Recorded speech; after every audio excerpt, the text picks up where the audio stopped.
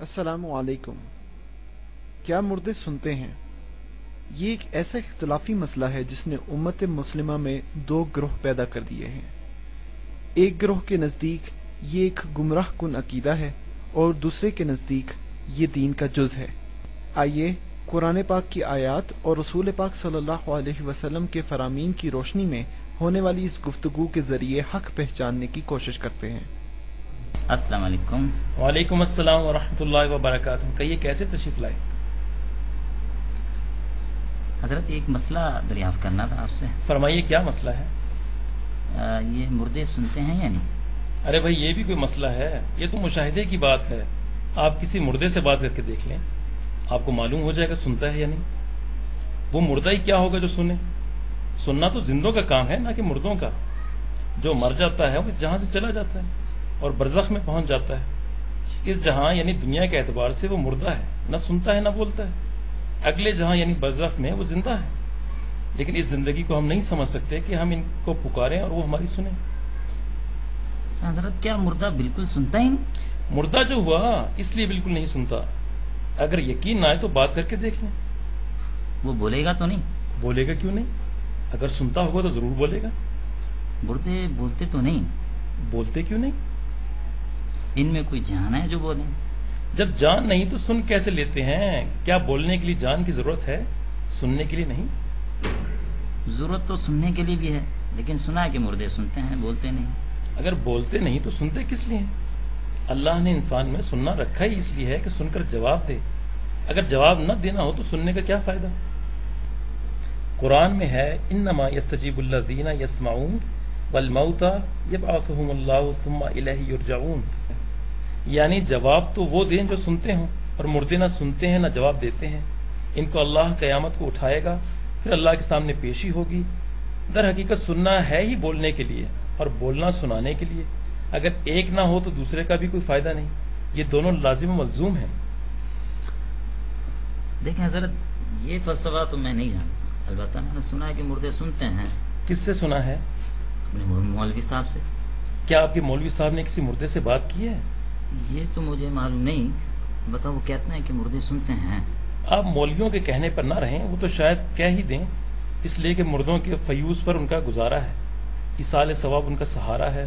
مردوں کے ثوابوں کے سارے پارسل اور منی آرڈر ان کی معرفت جاتے ہیں، ختم اور کل شل کی بلٹیاں وہ کرتے ہیں۔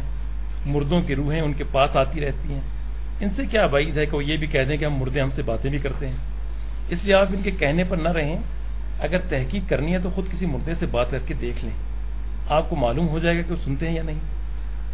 ہمارے مولوی صاحب تو بہت بڑے عالم ہیں، بڑے بڑے درسوں سے فارغ ہیں۔ فارغ تو وہ بالکل ہیں، جبھی تو ایسی بات کہتے ہیں۔ وہ کہتے ہیں کہ حدیثوں میں آتا ہے کہ مردے سنتے ہیں۔ حدیثوں میں تو یہ بھی آتا ہے کہ مردے بولتے ہیں، بلکہ مردے کا بولنا تو قرآن مجید سے بھی ثابت ہے۔ کیا وہ مردوں کے بولنے کی بھی قائل ہیں؟ اچھا، قرآن مجید میں مردوں کے بارے میں کہاں ہے؟ سورہ یاسین میں ہے، قال یا لیتی قوم یعلمون بما غفر لی ربی وجعلنی من المکرمین۔ مردے ہی کا تو قول ہے۔ اس کے علاوہ پہلے بارے میں بھی مردے کے بولنے کا واقعہ ہے، جہاں گائے کے ذبح کرنے کا ذکر ہے۔ اچھا، وہ تو گائے کے گوشت کا ٹکڑا مارا تھا جسے مردے نے زندہ ہو کر اپنے قاتل کے بارے میں بتایا تھا۔ کیا گائے کا گوشت لگانے سے مردہ زندہ ہو جاتا ہے اور بولنے لگ جاتا ہے؟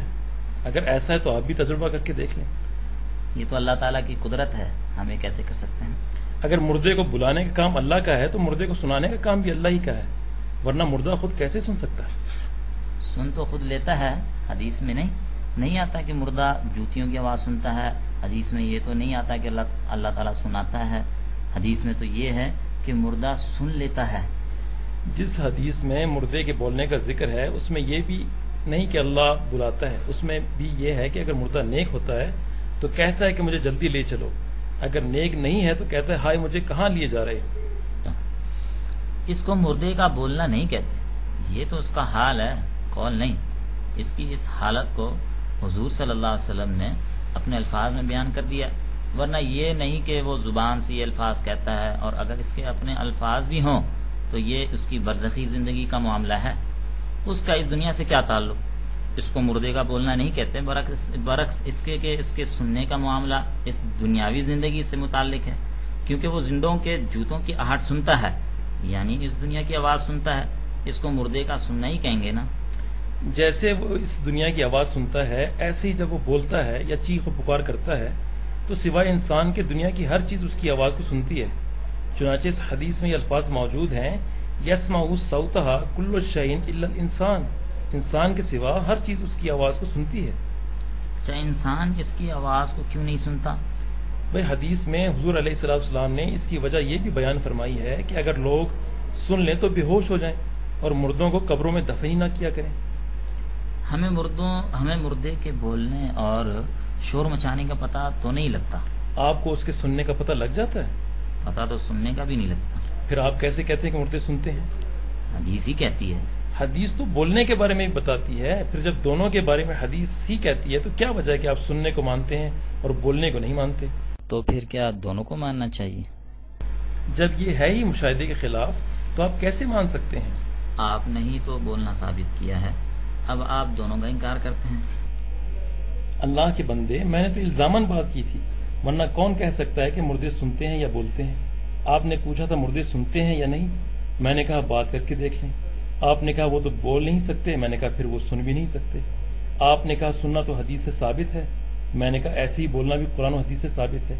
اب اگر آپ قرآن و حدیث کی روح سے ان کا سننا مانتے ہیں تو ان کا بولنا بھی مانیں، ورنہ دونوں کا انکار کریں۔ ارے جب حدیث میں آ گیا تو انکار کیسے کر سکتے ہیں؟ حدیث میں یہ تو نہیں کہ مردے سنتے ہیں یا بولتے ہیں، حدیث میں تو خاص خاص موقعوں کا ذکر ہے جس کا مطلب یہ ہے کہ اللہ کسی وقت مردے کو سنا دیتا ہے یا بلا دیتا ہے۔ مردہ از خود ایسا نہیں کر سکتا۔ آپ مردے کی حقیقت کو تو دیکھیں، کیا وہ بول یا سن سکتا ہے؟ حضرت یہ بتلائیں کہ مردے کی حقیقت کیا ہے؟ حقیقت یہ ہے کہ جب وہ مردے کی جان ہی نکل گئی، نبض بند ہو گئی، تمام طاقتیں ختم ہو گئیں، احساس تک جاتا رہا، اب وہ کیسے سن سکتا ہے؟ مردہ وہ نہیں ہوتا جس میں سننے کی طاقت ہو، بولنے کی نہ ہو۔ مردہ تو وہ ہوتا ہے جو کچھ بھی نہ کر سکے۔ قرآن مجید نے اس آیت میں مردوں ہی کا تو نقشہ کھینچا ہے۔ الہم ارجل یمشون بہا ام لہم ایدی یبطشون بہا ام لہم اعین یبصرون بہا ام لہم آذان یسمعون بہا، کیا اب ان کے ایسے پاؤں ہیں جن کے ساتھ وہ چل پھر سکیں، ایسے ہاتھ ہیں جن کے ساتھ وہ پکڑ سکیں، ایسی آنکھیں جن کے ساتھ وہ دیکھ سکیں، ایسے کان ہیں جن کے ساتھ وہ سن سکیں؟ مطلب یہ کہ مرنے کے بعد آدمی یہ اعضاء رکھتے ہوئے بھی کچھ نہیں کر سکتا، کیونکہ جس میں جان نہیں ہوتی اور اگر اعضاء بھی نہ رہیں، آگ یا مٹی کھا جائے تو پھر سننے اور بولنے کا سوال ہی پیدا نہیں ہوتا، کیونکہ پھر سنے گا تو کس چیز سے، بولے گا تو کس چیز سے؟ اللہ تو اس حالت میں بھی سنا سکتا ہے، لیکن مردے کے بولنے یا سننے کا سوال ختم ہو جاتا ہے، کیونکہ نہ کان نہ زبان۔ اس لیے اللہ تعالیٰ نے قرآن مجید میں فرمایا فَإِنَّكَ لَا تُسْمِعُ الْمَوْتَى وَلَا تُسْمِعُ الصُّمَّ الدُّعَاءَ إِذَا وَلَّوْا مُدْبِرِينَ۔ اے نبی، اور تو کوئی مردے کو کیا سنائے گا؟ آپ بھی مردوں کو نہیں سنا سکتے، جیسا کہ آپ بہروں کو نہیں سنا سکتے۔ بہرے کے کان تو ہوتے ہیں لیکن سننے کی طاقت نہیں ہوتی۔ جب وہ نہیں سن سکتا تو مردہ کیا سنے گا، جس میں نہ سننے کی طاقت رہی اور نہ سننے کا آلہ؟ ہاں، اللہ تعالیٰ اس حالت میں بھی اس کے ذرات کو سنا سکتا ہے، کسی اور کی طاقت نہیں کہ ایسا کر سکے۔ چنانچہ فرمایا ان اللہ یسمع من یشاء وما انت بمسمع من فی القبور، اللہ تو جسے چاہے سنا دے، کان ہو یا نہ ہو، لیکن اے پیغمبر صلی اللہ علیہ وسلم، آپ ان کو نہیں سنا سکتے جو قبروں میں ہیں، یعنی مردہ ہیں۔ اب اس قدر وضاحت کے بعد کوئی کہہ سکتا ہے کہ مردے سنتے ہیں؟ وَلَقَدْ صَدَّقَ عَلَيْهِمْ إِبْلِيسُ ظَنَّهُ فَاتَّبَعُوهُ إِلَّا فَرِيقًا مِنَ الْمُؤْمِنِينَ۔ شیطان نے انسانوں پر اپنے خیال کو سچا ثابت کر دیا، سوائے تھوڑے سے ایمان والوں کے، باقی سب اس کے پیچھے ہو لیے۔ شیطان کا کیا خیال تھا جس کو اس نے سچا ثابت کر دیا؟ اس نے کہا تھا میں اکثریت کو گمراہ کر کے چھوڑوں گا۔ اس نے گمراہ کیسے کیا؟ اس عقیدے کے ساتھ کہ مردے سنتے ہیں۔ اس عقیدے کا گمراہی سے کیا تعلق؟ یہ عقیدہ شرک کی بنیاد ہے اور شرک اصل گمراہی ہے۔ یہ عقیدہ شرک کی بنیاد کیسے ہو گیا پھر؟ اللہ کے سوا نبیوں، ولیوں، پیر اور فقیروں کو مشکل کشا اور حاجت روا سمجھ کر جو پکارا جاتا ہے تو یہ اسی عقیدے کے تحت ہے کہ وہ سنتے ہیں۔ اگر عقیدہ یہ ہو کہ وہ مر چکے ہیں اور جو مر جائے وہ نہیں سنتا تو ان کو کون پکارے؟ اور یہ پکارنا ہی اصل شرک ہے۔ شرک کہتے کسے ہیں؟ اللہ کی ذات، صفات یا افعال میں کسی کو شریک سمجھنا شرک ہے۔ اس کا کیا مطلب؟ اس کا مطلب یہ ہے کہ کبھی شرک ذات کا ہوتا ہے، کبھی صفات و افعال کا۔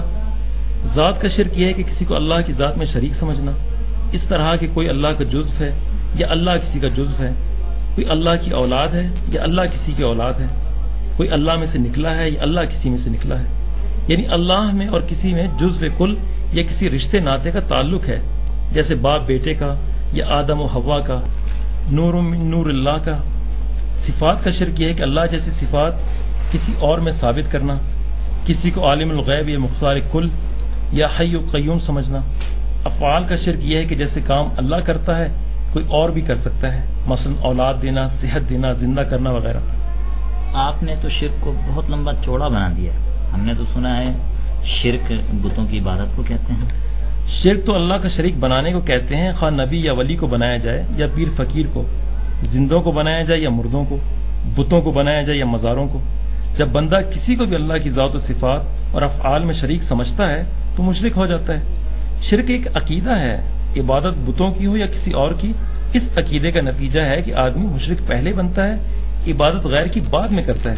جیسے اللہ پر ایمان پہلے لایا جاتا ہے، نماز بعد میں پڑھی جاتی ہے۔ ہم تو آج تک یہ سمجھتے رہے کہ غیر اللہ کو سجدہ کرنا ہی شرک ہے۔ غیر اللہ کی عبادت کوئی بھی ہو، سب شرک ہے۔ عبادت صرف اسی کی ہو سکتی ہے جو خالق و رازق ہو، مالک و قادر ہو، حی و یا قیوم ہو، محیی و ممیت ہو۔ چونکہ اللہ کے سوا کوئی بھی ایسی صفات کا مالک نہیں، اس لیے عبادت کا مستحق بھی اس کے سوا کوئی نہیں۔ بندگی بندے کے مالک کا ہی حق ہے۔ نوکر کسی کا ہو، چاکری کسی کی کرے، یہ کیسے ہو سکتا ہے؟ شیطان نے چونکہ انسان کو گمراہ کرنا ہے، اس لیے وہ خدا کی مخلوق میں خدائی صفات کا تصور دلاتا ہے تاکہ شرک ہو۔ وہ کہتا ہے انبیاء اور اولیاء مرتے نہیں، وہ صرف پردہ کرتے ہیں، وہ مرنے کے بعد بھی زندہ رہتے ہیں، وہ سب کچھ سنتے ہیں، دیکھتے ہیں۔ جب یہ عقیدہ شرک راسخ ہو جاتا ہے تو پھر ان کی عبادت شروع ہو جاتی ہے، اور کسی غائب کو حاجت روا سمجھ کر پکارنا سب سے بڑی عبادت ہے۔ عبادت بدنی ہو یا مالی، قولی ہو یا فعلی، کسی قسم کی بھی ہو، جب ہی ہوتی ہے جب ان میں خدائی صفات مان لی جاتی ہیں۔ اگر عقیدہ یہ ہو کہ وہ مر گیا ہے اور اب کچھ نہیں کر سکتا، حتیٰ کہ سن تک نہیں سکتا، تو شرک کبھی نہیں ہو سکتا۔ اللہ نے موت رکھی اس لیے ہے کہ سب کی بے بسی اور عاجزی ظاہر ہو جائے اور شرک نہ ہو۔ یہ عقیدہ کہ مردے سنتے ہیں موت کی تاثیر کو ختم کر دیتا ہے، پھر شرک پیدا ہوتا ہے۔ اللہ انبیاء اور اولیاء کو موت دے کر شرک کو مٹاتا ہے۔ مشرکین ان کو زندہ ثابت کر کے وہ سنتے ہیں، دیکھتے ہیں، فیض پہنچاتے ہیں، شرک پھیلاتے ہیں۔ اگر یہ شیطانی مفروضات نہ ہوں تو شرک کا کاروبار چل ہی نہیں سکتا۔ یہی وجہ ہے کہ مشرکین اس عقیدے کا دفاع کرتے ہیں اور قرآن اس کا بہت رد کرتا ہے۔ قرآن مردوں کے بولنے، چلنے پھرنے، کھانے پینے یا کسی اور فعل کی نفی پر اتنا زور نہیں دیتا جتنا سننے کی نفی پر زور دیتا ہے، کیونکہ دوسرے تمام افعال نظر آتے ہیں، ان کا جھوٹ چل نہیں سکتا۔ سننے کا جھوٹ چل سکتا ہے کیونکہ اس کا پتہ نہیں لگتا، اس لیے قرآن سننے کی تردید بہت کرتا ہے۔ زندہ اور مردے میں فرق تو کئی لحاظ سے ہے، لیکن قرآن سننے کے فرق کو ہی نمایاں کرتا ہے۔ چنانچہ فرمایا وما يستوي الاحياء ولا الاموات ان الله يسمع من يشاء وما انت بمسمع من في القبور۔ زندے اور مردے برابر نہیں، ان میں بڑا فرق ہے۔ فرق یہ ہے کہ زندہ سنتا ہے، مردہ سنتا نہیں۔ زندہ کو ہر کوئی سنا سکتا ہے، مردے کو اللہ سنائے تو سنائے، اور کوئی نہیں سنا سکتا۔ حتیٰ کہ اے نبی صلی اللہ علیہ وسلم، آپ بھی مردے کو نہیں سنا سکتے۔ اگر کوئی سمجھے تو موت ہے ہی شرک کی کمر توڑنے کے لیے، اسی لیے اللہ تعالیٰ نے ہر نبی ولی پر موت وارد کی تاکہ لوگ ان کو اللہ کا شریک نہ بنائیں۔ وہ لوگوں کی آنکھوں کے سامنے مرے اور دفن ہوئے۔ اس طرح اللہ نے ان کی بے بسی اور عاجزی کو خوب ظاہر کر دیا کہ جو خود مر گئے وہ کسی کو کیا بچا یا فائدہ پہنچا سکتے ہیں۔ وہ تو اب سننے بولنے سے بھی عاجز ہیں، فائدہ کیا پہنچائیں گے؟ لہٰذا ان کو سہارا سمجھنا اور مشکل کشا جاننا حماقت ہے۔ پکارنے اور سہارا بنانے کے لائق صرف اللہ کی ذات ہے جس کو موت نہیں۔ اسی لیے اللہ تعالیٰ نے فرمایا هو الحی لا الہ الا هو فادعوہ مخلصین لہ الدین۔ وہ زندہ ہے، وہی الہ ہے، اس کے سوا کوئی الہ نہیں۔ عقیدہ درست کر کے اسی کو پکارو، یعنی پکارے جانے کے لائق وہ ذات ہے جو زندہ ہے، جسے موت نہیں۔ پھر فرمایا وتوکل علی الحی الذی لا یموت۔ بھروسہ بھی اسی زندہ پر کرو جسے موت نہیں، جس کے لیے موت ہو اس پر کیا بھروسہ۔ شرک کروانے کے لیے شیطان کی کوشش یہ ہوتی ہے کہ وہ نبیوں ولیوں کو مردہ نہ ہونے دے بلکہ ان کو زندہ ثابت کرے۔ اس لیے کبھی وہ کہتا ہے الا ان اولیاء اللہ لا یموتون، اولیاء مرتے ہی نہیں بلکہ دنیا سے پردہ کر لیتے ہیں۔ کبھی وہ کہتا ہے بزرگ مرنے کے بعد بھی اپنی قبروں میں دنیا کی طرح زندہ ہوتے ہیں اور سب کچھ کرتے ہیں۔ کبھی وہ کہتا ہے مردے سارے ہی سنتے ہیں۔ جب سارے ہی سنتے ہیں تو انبیاء اور اولیاء تو بطریق اولا سنتے ہوں گے. جب وہ سنتے ہیں تو ان کو پکارنے میں کیا حرج؟ ان کو تو دنیا میں بھی اللہ کا قرب حاصل تھا، مرنے کے بعد تو اور قرب حاصل ہو جاتا ہے. اس لیے ان کی طاقتوں میں بہت اضافہ ہو جاتا ہے. جو کام پہلے دنیاوی زندگی میں وہ نہیں کر سکتے تھے اب وہ کر سکتے ہیں. وہ خود بہت کچھ کر سکتے ہیں، اللہ سے بھی بذریعہ سفارش بہت کچھ کروا سکتے ہیں، لہٰذا ان کو پکارنا چاہیے. مشرکوں کو مردوں کے سننے کے عقیدے کی اصل میں ضرورت تو انبیاء اور اولیاء کے لیے تھی تاکہ ان کو خدا کا شریک بنایا جا سکے، لیکن چونکہ ان کے لیے کوئی خاص دلیل نہ تھی انہیں عام نصوص سے کام لینا پڑتا ہے جو بطور اعجاز خداوندی عام مردوں کے لیے تھی. اس لیے مسئلہ یہ بنایا کہ مردے سنتے ہیں، ورنہ عام مردوں کے سننے سے مشرکوں کو کوئی خاص دلچسپی نہیں. چونکہ عام مردوں کے سننے سے خواص کا سننا بطریق اولا ثابت ہوتا ہے اور علیحدہ ان کے سننے کی کوئی دلیل نہیں، اس لیے عام مردوں کے سننے پر زور دیا جانے لگا اور استدلال ان نصوص سے کیا جانے لگا جو اللہ کی قدرت پر دال ہیں، نہ کہ مردوں کے سننے پر. اگرچہ شیطان اپنی ان چالوں میں بہت کامیاب ہے، اس نے مسلمانوں کی اکثریت کو گمراہ کر لیا ہے، کیونکہ یہ عقیدہ بہت عام ہے لیکن عقل والا سمجھ سکتا ہے کہ یہ عقیدہ بالکل بے بنیاد ہے. ایک طرف مردہ کہنا، دوسری طرف یہ کہنا کہ وہ سنتا ہے، صریح تضاد ہے. وہ مردہ ہی کیا ہوگا جو سنے؟ سننا زندوں کا کام ہے نہ کہ مردوں کا. یہ عقیدہ بے بنیاد کیسے ہے؟ قبرستان میں جا کر جب سلام کیا جاتا ہے تو مردے نہیں سنتے؟ کہاں سنتے ہیں؟ اگر نہیں سنتے تو قبرستان میں جا کر السلام علیکم کیوں کہا جاتا ہے؟ جب آپ کسی کو خط لکھتے ہیں تو السلام علیکم خطاب کے صیغے سے کیوں کہتے ہیں؟ کیا وہ اس وقت سنتا ہے؟ سنتا تو نہیں، لیکن ہم خط میں اس سے مخاطب ہوتے ہیں، اس لیے اس کو حاضر سمجھ لیتے ہیں. ایسے ہی دعا میں ہم مردوں کو سمجھ لیتے ہیں اگرچہ وہ سنتے نہیں. لیکن خط تو اس کو پہنچنا ہی ہوتا ہے. ہمارا سلام بھی تو مردوں کو بذریعہ خدائی ڈاک پہنچنا ہی ہوتا ہے. کیا مردے ہمارے سلام کا جواب نہیں دیتے؟ صحیح تو یہ ہے کہ وہ جواب نہیں دیتے، کیونکہ ہمارا سلام سلام تحیہ نہیں ہوتا جس کے جواب کی ضرورت ہو، بلکہ سلام دعا ہوتا ہے جو بطور دعا کے ان کو پہنچ جاتا ہے. لیکن اگر مان لیا جائے کہ وہ جواب دیتے ہیں تو اس کی صورت وہی ہوتی ہے جو خط کے سلام اور اس کے جواب کی ہوتی ہے، جس میں سننا سنانا مقصود نہیں ہوتا کیونکہ وہ ایک دوسرے سے دور ہوتے ہیں، بلکہ پہنچانا مقصود ہوتا ہے. مردے کا سلام اور جواب بھی کلام کی قسم سے نہیں ہوتا کہ مردہ زندے کا سلام سنے اور زندہ مردے کا، کیونکہ ان میں بہت بعد ہوتا ہے. ایک اس جہاں میں ہوتا ہے، دوسرا اگلے جہاں میں. سوائے خدائی ذریعے کی ارسال و ترسیل کی کوئی صورت نہیں ہوتی. جب خدائی ڈاک سے زندے کا سلام مردے کو پہنچتا ہے جیسے اور دعائیں پہنچتی ہیں تو وہ جواباً دعا دیتا ہے، یہ نہیں کہ وہ زندے کا السلام علیکم سن کر وعلیکم السلام کہتا ہے. کیا مردے سلام خود نہیں سنتے؟ اللہ کے بندے، ہم نے تو یہی سنا ہے کہ وہ سلام سنتے ہیں اور جواب دیتے ہیں. کبھی آپ نے ان کا جواب سنا ہے؟ سنا تو کبھی نہیں. پھر اس جواب کا فائدہ کیا جو آپ کو سنائی نہ دے؟ ہم ان کو جواب کیسے سن سکتے؟ جیسے وہ ہمارا سن لیتے ہیں، وہ مرے ہوئے سن لیں، آپ زندہ نہیں سن سکتے. موت کے بعد تو مردے میں بہت طاقت آ جاتی ہے، اس لیے وہ سن سکتا ہے، ہم نہیں سن سکتے. جب ان میں بہت طاقت آ جاتی ہے تو پھر وہ ہمیں کیوں نہیں سنا دیتے؟ یا تو سلام کا جواب نہ دیں، اور اگر جواب دیتے ہیں تو پھر ہمیں سنائیں. وہ جواب ہی کیا ہو جو سنائی نہ دے؟ انہیں ہمیں سنانے کی کیا ضرورت ہے؟ جو ضرورت انہیں سننے کی ہے. اگر مردوں کو سلام کا جواب سنانے کی ضرورت نہیں تو ہمارا سلام سننے کی بھی ضرورت نہیں. ہمارا سلام دعا ہے جو اللہ خود بخود پہنچا دیتا ہے، اس میں سننے سنانے کے تکلف کی کیا ضرورت؟ مردوں کا تو حق ہے کہ ہم ان کو سلام بھیجیں اور مختلف عمل کر کے ان کو ثواب پہنچائیں. جب وہ زندہ ہیں تو ان کو ثواب پہنچانے کی کیا ضرورت؟ ایصال ثواب تو مردوں کو کیا جاتا ہے نہ کہ زندوں کو. زندہ تو خود عمل کر لیتا ہے، عمل تو مردہ نہیں کر سکتا.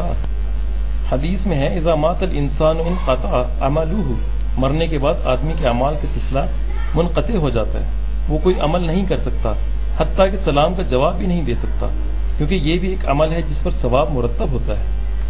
آپ کہتے ہیں مردہ کوئی عمل نہیں کر سکتا، جبکہ حدیث میں آتا ہے کہ رسول اللہ صلی اللہ علیہ وسلم نے موسیٰ علیہ السلام کو قبر میں نماز پڑھتے دیکھا ہے. حدیث میں تو یہ بھی آتا ہے کہ رسول اللہ صلی اللہ علیہ وسلم نے موسیٰ علیہ السلام کو لبیک لبیک پکارتے ٹیلے سے اترتے ہوئے حج کو جاتے دیکھا ہے. اس طرح یونس علیہ السلام کو سرخ اونٹنی پر لبیک لبیک پکارتے ہوئے دیکھا ہے. جب موسیٰ علیہ السلام کو قبر میں نماز پڑھتے ہوئے دیکھا تو فوت شدگان کا عمل کرنا تو ثابت ہو گیا. جب تلبیہ پکارتے ہوئے حج کو جاتے دیکھا تو حج کرنا ثابت نہ ہوا. حضور صلی اللہ علیہ وسلم نے دیکھا ہے تو حج کرنا بھی ثابت ہو گیا. اگر وہ حج بھی کرتے ہیں تو حج کرتے ہوئے لوگوں کو نظر کیوں نہیں آتے؟ جب وہ اس جہاں سے چلے گئے ہیں تو اب نظر کیسے آ سکتی؟ یہی تو ہم کہتے ہیں کہ جب وہ اس جہاں سے چلے گئے ہیں اور برزخ میں پہنچ چکے ہیں تو اب وہ حج کیسے کر سکتے ہیں؟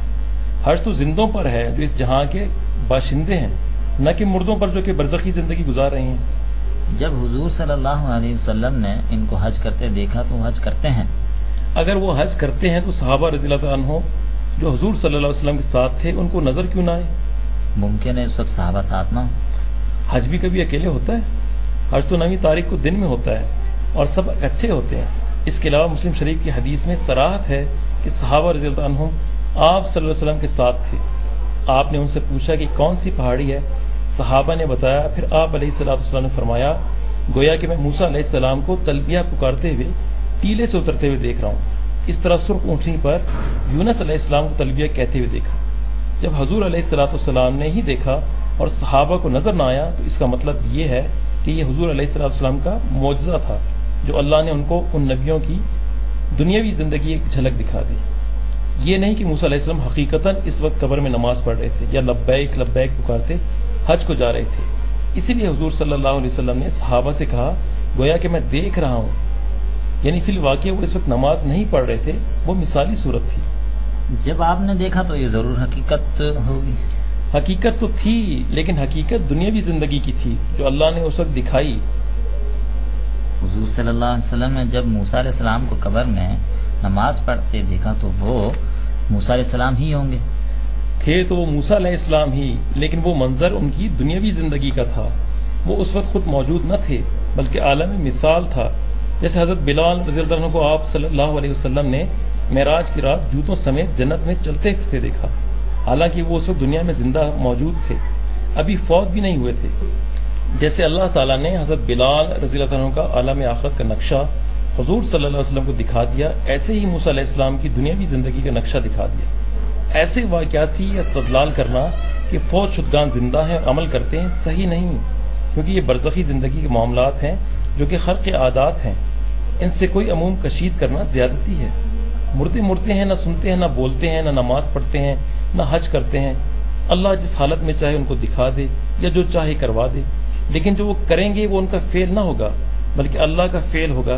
جیسے اگر کوئی کسی کو اتفاق سے کہیں مل جائے تو یہ نہیں کہیں گے کہ وہاں رہتا ہے۔ اگر کسی کو راستے میں کوئی روپیہ پیسہ مل جائے تو یہ نہیں کہیں گے کہ فلاں جگہ پیسے ملتے ہیں۔ یہ تو اتفاق ہے جس کے لیے عموم نہیں ہو سکتا۔ آپ جو کہتے ہیں کہ مردے سلام سنتے ہیں اور جواب دیتے ہیں، پھر اس سے یہ استدلال کرتے ہیں کہ مردے سنتے ہیں، تو آپ یہ بتائیں کہ اگر ان سے کچھ اور پوچھا جائے تو کیا وہ سنیں گے اور جواب دیں گے؟ میں یہ تو نہیں کہہ سکتا۔ پھر آپ یہ کیسے کہہ سکتے ہیں کہ مردے سنتے ہیں؟ اگر مردے سنتے ہوں اور جواب دیتے ہوں تو سب کچھ سنیں اور جواب دیں۔ یہ تو نہیں کہ وہ صرف سلام سنیں اور سلام کا ہی جواب دیں، نہ اور کچھ سنیں نہ اور کسی بات کا جواب دیں۔ اگر وہ اپنی طاقت سے سلام سنتے اور جواب دیتے ہوں تو وہ سب کچھ سنیں اور جواب دیں، لیکن اگر وہ صرف سلام ہی سن سکتے ہوں اور صرف اس کا ہی جواب دے سکتے ہوں تو پھر ظاہر ہے کہ وہ زندہ نہیں، اور سلام سننا اور جواب دینا ان کا فعل نہیں بلکہ اللہ کا فعل ہے، جسے خرق عادت کہیں گے۔ خرق عادت یا معجزہ اسی جزئی یا خاص واقعے پر بند رہتا ہے، اس سے عام استدلال نہیں کیا جا سکتا۔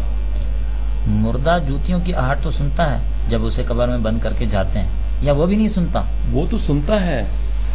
پھر مردوں کا سننا تو ثابت ہو گیا۔ مردوں کا سننا ثابت نہ ہوا، اللہ کا سنا دینا ثابت ہوا، کیونکہ وہ اللہ کا کام ہے اور خاص موقع کا ذکر ہے۔ اس سے یہ کیسے ثابت ہو گیا کہ مردے سنتے ہیں؟ اس سے تو بلکہ یہ ثابت ہوا کہ مردہ نہیں سنتا۔ اگر مردہ سنتا ہوتا تو حدیث میں یہ ذکر نہ ہوتا کہ جب مردے کو دفن کر کے جاتے ہیں تو وہ جانے والوں کی جوتیوں کی آواز سنتا ہے، بلکہ عام بات ہوتی کہ انسان مرنے کے بعد بھی ہر آواز ہر وقت سنتا ہے۔ اس میں جانے والوں کے جوتوں کی آواز بھی آ جاتی اور آنے والوں کی بھی، اور عام باتیں بھی، کیونکہ خاص سے عام ثابت نہیں ہوتا ہے بلکہ عام سے خاص ثابت ہو جاتا ہے۔ جب حدیث میں عام ذکر نہیں بلکہ خاص ذکر ہے کہ وہ جانے والوں کے صرف جوتوں کی آواز سنتا ہے تو ان کی باتیں نہیں سنتا۔ جب سنتا ہے تو سب کچھ ہی سنتا ہوگا۔ بھائی حدیث کو دیکھو جو آپ نے پیش کی ہے، اس میں تو صرف جانے والوں کی آہٹ کے سننے کا ذکر ہے۔ اگر وہ سب کچھ ہی سنتا ہوتا تو پھر اس کو خاص کرنے کا فائدہ؟ یہ خاص موقع کی بات نہیں ہے بلکہ حدیث کا مطلب ہے کہ مردہ جوتیوں کی آہٹ تک سنتا ہے، جس سے دلالتاً ثابت ہو گیا کہ وہ سب کچھ اور ہر وقت سنتا ہے۔ جوتیوں کی آہٹ تو آنے والوں اور جانے والوں کی برابر ہے، پھر جانے والوں کو خاص کرنے کا کیا فائدہ؟ اس فائدے کا مجھے پتہ نہیں، لیکن فی الجملہ یہ تو ثابت ہو گیا کہ وہ سنتا ہے، مقید کے ضمن میں مطلق آ ہی جاتا ہے۔ حدیث کا مقصود یہ بتانا نہیں کہ مردے سنتے ہیں، بلکہ یہ بتانا ہے کہ جب لوگ میت کو دفن کر کے جاتے ہیں تو اسے احساس دلایا جاتا ہے کہ دیکھ، جن کی وجہ سے تو مارا مارا پھرتا تھا، حلال حرام جائز ناجائز کی بھی کوئی تمیز نہیں رکھتا تھا، اب تجھے تنہا چھوڑ کر جا رہے ہیں، کوئی تیرا ساتھ نہیں دے سکتا، اس لیے چھوڑ کر جانے والوں کے جوتوں کی آہٹ سنائی جاتی ہے، نہ آنے والوں کی آہٹ نہ جانے والوں کی باتیں، کیونکہ اکیلے رہ جانے اور چھوڑ جانے کا احساس اسی سے ہو سکتا ہے۔ حدیث کا مقصود کچھ بھی ہو، سننا تو ثابت ہو گیا نا، کسی وقت سننے سے ہر وقت سننے کی نفی تو نہیں ہوتی۔ اس سے ہر وقت سننا بھی تو ثابت نہیں ہوتا۔ جب ایک دفعہ سننا ثابت ہو گیا تو ثابت ہوا کہ مردے سنتے ہیں، آپ جب اب سنتے ہیں تو پھر بھی سن سکیں گے، یہ تو نہیں کہہ سکتے کہ پھر آپ نہیں سنیں گے، جو ایک وقت سن سکتا ہے وہ ہر وقت سن سکتا ہے۔ ارے میں تو زندہ ہوں اور سننا میرا فعل ہے، اس لیے میں تو ہر وقت سن سکتا ہوں، لیکن بات تو مردے کی ہو رہی ہے۔ آپ مردے کو زندہ پر قیاس کرتے ہیں، سوتے اور جاگتے میں بہت فرق ہے، جاگتا سنتا ہے اور سویا ہوا نہیں سن سکتا، زندہ اور مردے میں تو اس سے بھی زیادہ فرق ہے۔ اللہ تعالیٰ نے قرآن مجید میں فرمایا زندہ اور مردہ برابر نہیں ہو سکتا، ان میں زمین و آسمان کا فرق ہے، زندہ سنتا ہے مردہ نہیں سنتا۔ اللہ تو جسے چاہے سنا دے، وہ تو مردے کو بھی سنا سکتا ہے، لیکن اے نبی تو مردے کو نہیں سنا سکتا، تو صرف زندے کو ہی سنا سکتا ہے۔ یہ آیت میں نے پہلے بھی آپ کو سنائی ہے، سورہ فاطر آیت نمبر 22۔ ثابت یہ ہوا کہ زندہ تو خود سنتا ہے لیکن مردہ نہیں سن سکتا، مردے کو تو جب سنائے اللہ ہی سنائے۔ جب اللہ سناتا ہے تو پھر تو سنتا ہے، ہاں پھر تو سنتا ہے۔ سننا تو پھر بھی ثابت ہو گیا۔ اللہ اگر پتھر کو سنائے تو وہ نہیں سنے گا، تو پھر پتھر کے لیے بھی سننا ثابت ہو گیا۔ کیا آپ کہیں گے کہ پتھر بھی سنتے ہیں؟ پتھر اور بندے میں فرق تو ہے۔ پتھر اور بندے میں تو بہت فرق ہے، لیکن پتھر اور مردے میں تو سننے اور دیکھنے کے اعتبار سے کوئی فرق نہیں۔ جیسے پتھر میں سننے کی طاقت نہیں، ایسے مردے میں بھی سننے کی صلاحیت نہیں۔ جب مردے میں سننے کی صلاحیت نہیں تو پھر مردہ جوتیوں کی آہٹ کیسے سن لیتا ہے؟ وہ تو اللہ سناتا ہے، اس کو مردے کا سننا نہیں کہتے۔ سنتا تو مردہ ہی ہے، مردے کا سننا کیوں نہیں کہتے؟ یہ نسبت تو مجازی ہے، حقیقت میں یہ فعل مردے کا نہیں ہوتا، اللہ کا ہوتا ہے، چونکہ مردہ اللہ کے اس فعل کے لیے محل ہوتا ہے، اس لیے مجازن نسبت مردے کی طرف کر دیتے ہیں۔ جیسے ہم کہتے ہیں فلاں اسٹیشن آ گیا، حالانکہ آنے کا کام گاڑی کرتی ہے، نسبت اسٹیشن کی طرف کر دیتے ہیں۔ اسی طرح ریڈیو، ٹیپ ریکارڈر اور گرامو فون ہے، ہم کہتے ہیں ریڈیو بولتا ہے، حالانکہ بولنا اس کا فعل نہیں، مجازن اس کی نسبت اس کی طرف کر دیتے ہیں، کیونکہ بظاہر فعل کا ظہور اس سے ہوتا ہے۔ کوئی فعل کسی کا اس وقت کہلاتا ہے جب وہ اس کو اپنے شعور اور ارادے سے اور اپنی طاقت سے کرے، جو اللہ نے اسے مستقل طور پر ودیت کر رکھی ہے۔ مردہ چونکہ مردہ ہے، اس میں احساس اور ارادہ نہیں ہوتا، اس لیے اسے کسی فعل کو اس کا فعل نہیں کہتے، وہ حقیقت میں اللہ کا فعل ہوتا ہے، جسے اعجاز کہتے ہیں، اور اعجاز میں عموم نہیں ہوتا کہ آپ اس پر قیاس کریں۔ موسیٰ علیہ السلام کا عصا جب اللہ چاہتا تھا سانپ بن جاتا تھا، ہم نہیں کہہ سکتے کہ لاٹھیاں سانپ بن جاتی ہیں۔ حضور علیہ السلام معراج میں آسمانوں پر گئے، ہم نہیں کہہ سکتے کہ انسان آسمانوں پر جا سکتے ہیں۔ لہٰذا یہ نتیجہ نکالنا بالکل غلط ہے کہ جب مردہ جوتیوں کی آہٹ سنتا ہے تو وہ سب کچھ سنتا ہوگا، جیسا کہ ہم سب کچھ سنتے ہیں، ہم زندہ ہیں وہ مردہ ہیں۔ زندے اور مردے میں یہی فرق ہے کہ زندہ اپنی طاقت سے سنتا ہے اور مردے میں وہ طاقت نہیں ہوتی، اس لیے وہ نہیں سن سکتا۔ زندہ بھی اس وقت تک سن سکتا ہے جب تک اس میں وہ طاقت رہتی ہے۔ آپ بتائیں کہ جب آدمی سو جاتا ہے تو پھر کیا وہ سنتا ہے؟ پھر تو وہ نہیں سنتا۔ جب سویا ہوا آدمی نہیں سن سکتا تو مردہ کیسے سنے گا؟ شہداء تو سنتے ہوں گے، وہ تو زندہ ہیں۔ شہید کہتے کسے ہیں؟ جو اللہ کی راہ میں قتل ہو جائے۔ قتل ہونے کے بعد شہید بنتا ہے یا پہلے؟ بنتا تو قتل ہونے کے بعد ہی ہے۔ جان نکلنے سے پہلے تو کوئی شہید نہیں ہو سکتا۔ نہیں۔ پھر شہید زندہ کیسے ہوا؟ زندہ تو غازی ہوتا ہے، شہید نہیں ہوتا۔ سنا شہید تو مرتے ہی نہیں۔ اگر مرتے نہیں تو شہید کیسے ہو جاتے ہیں؟ شہید تو ہوتا ہی وہ ہے جو اللہ کی راہ میں مر جائے، یعنی شہادت ملتی ہی موت کے بعد ہے۔ کیا قرآن مجید نہیں کہتا کہ شہید زندہ ہیں؟ قرآن مجید کہاں کہتا ہے کہ شہید زندہ ہیں؟ قرآن مجید تو پہلے شہداء کے لیے موت ثابت کرتا ہے، پھر برزخی زندگی کی خبر دیتا ہے۔ چنانچہ قرآن مجید میں ہے سورہ آل عمران آیت نمبر 169، وَلَا تَحْسَبَنَّ الَّذِينَ قُتِلُوا فِي سَبِيلِ اللَّهِ أَمْوَاتًا بَلْ أَحْيَاءٌ عِندَ رَبِّهِمْ يُرْزَقُونَ۔ جو جہاد میں مارے جاتے ہیں ان کو مردہ نہ خیال کرو، وہ اپنے رب کے پاس زندہ ہیں، رزق کھاتے ہیں۔ قرآن شہید کو دنیا کے اعتبار سے مردہ اور اگلے جہان کے اعتبار سے زندہ بتاتا ہے۔ قرآن یہ نہیں کہتا کہ شہید دنیا میں زندہ ہیں، سنتے ہیں یا دیکھتے ہیں یا کوئی اور کام کرتے ہیں۔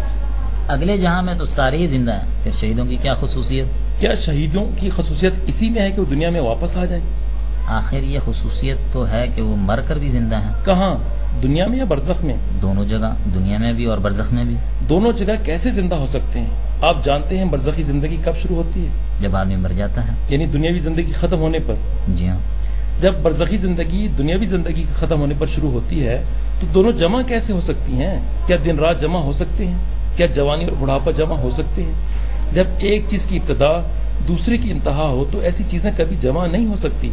جیسے دن رات جمع نہیں ہو سکتے، دن ختم ہوگا تو رات آئے گی۔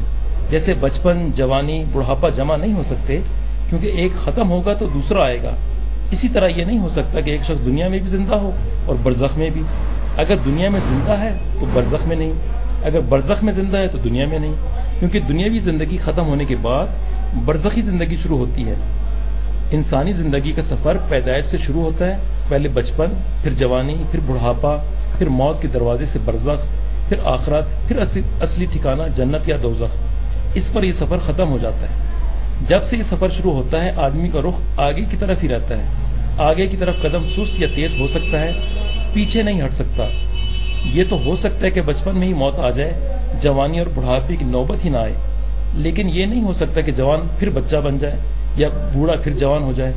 یہ تو ہو سکتا ہے کہ برزخ میں ہی اخروی لذتیں حاصل ہونے لگ جائیں جیسے کہ شہداء کو حاصل ہوتی ہیں۔ یہ نہیں ہو سکتا کوئی شہید برزخ سے واپس دنیا میں آ جائے، کیونکہ یہ دنیا قید خانہ ہے اور موت اس سے نکلنے کا دروازہ۔ چونکہ موت سے ہی آدمی اس قید خانے سے نکلتا ہے، اس لیے موت سے ہی مومن کی ترقی ہے۔